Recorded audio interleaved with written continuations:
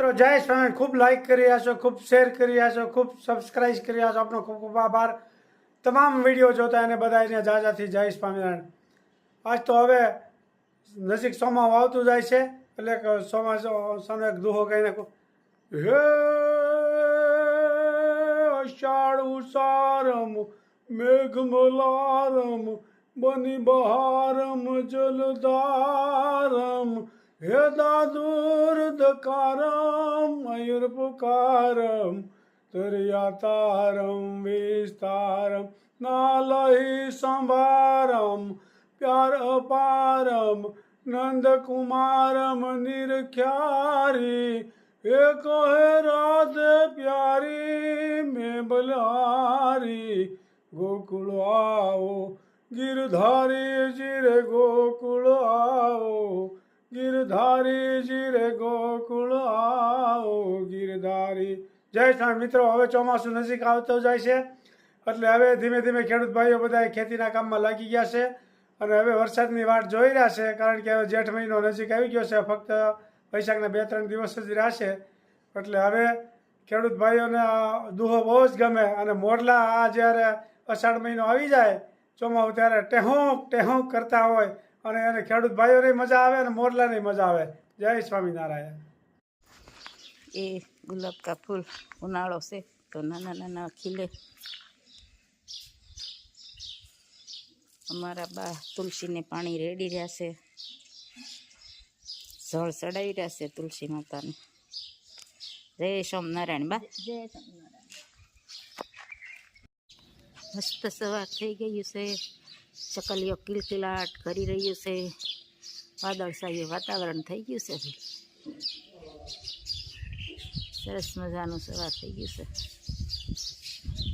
જોઈ શકો છો અમારી લીંબુડીમાં લીંબુ નાના નાના આવી ગયા છે.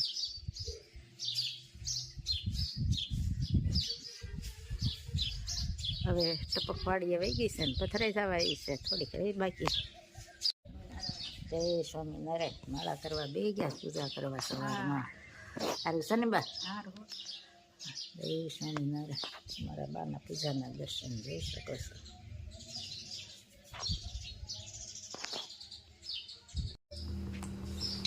મેથીના શાકનો વઘાર થઈ રહ્યો છે. મેથી બફાઈ ગઈ છે, મસાલો લીમડો ને મરચું, અને અહીંયા તેલ મુકાઈ રહ્યું છે.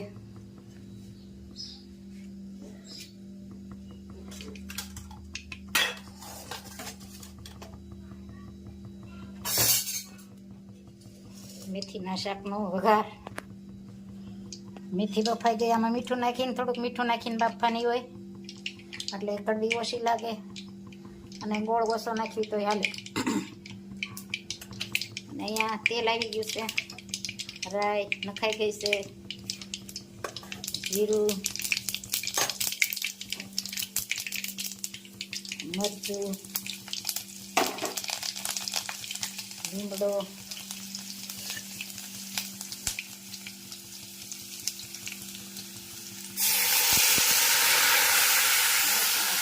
વઘાર થઈ રહ્યો છે.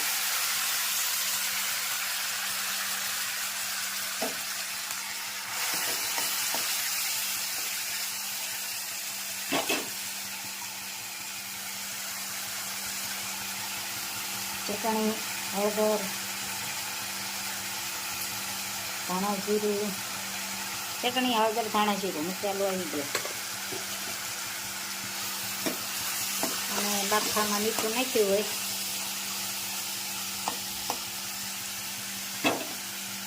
એટલે થોડુંક ઉમેરવાનું. આપણે એમાં થોડુંક કાચ નાખશું અને થોડુંક પાણી પણ નાખશું. અને પછી ખાટું ભાવતું હોય તો માથે લીંબુ નીચોવાનું હોય.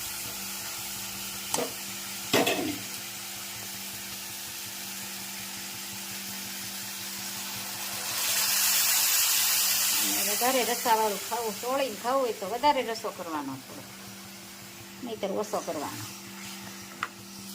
શાક ઉકળી રહ્યું છે.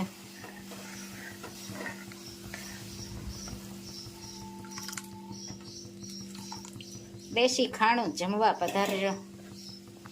મેથીનું શાક ને બાજરાના રોટલા. સરસ મજાનું રોટલીનું શાક બની રહ્યું છે. અને આમાં લોટવાળા મરચાં કરવાના છે.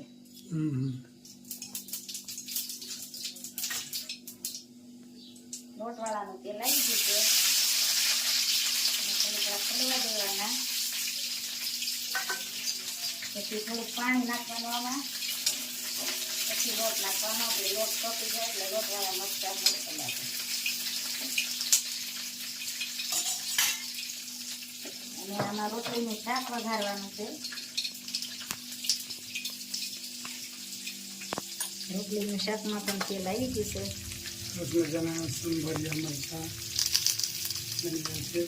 આમાં રોટલીનું શાક થઈ ગયું છે.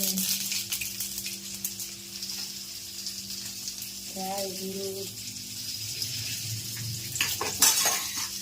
લીમડો મરચું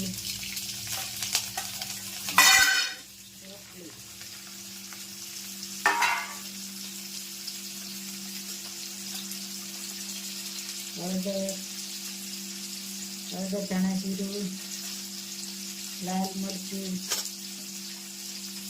અને નિમક. પછી થોડુંક પાણી નાખવાનું અને થોડીક છાશ નાખવાની.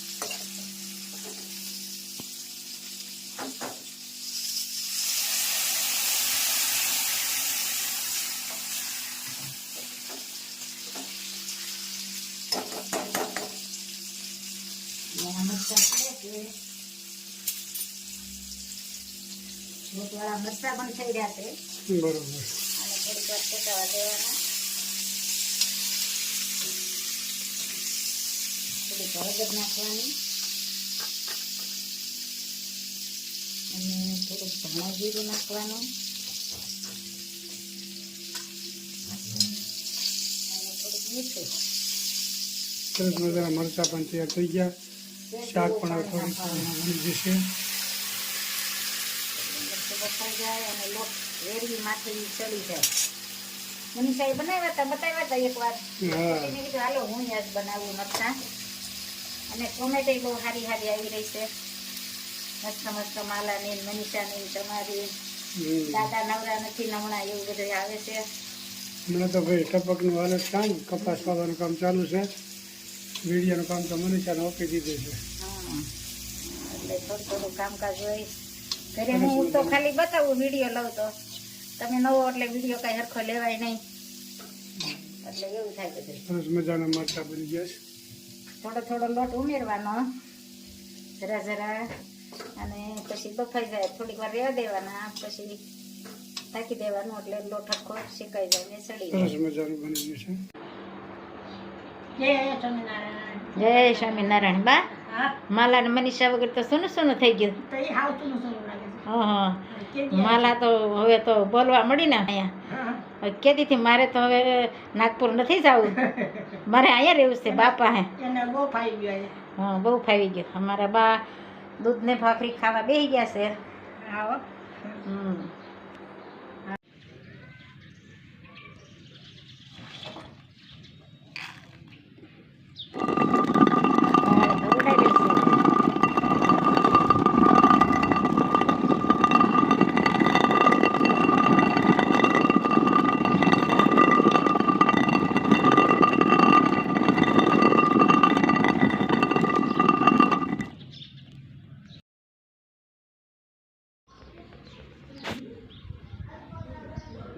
મસ્ત તૈયાર થઈ ગઈ છે દાળ તુવેરની.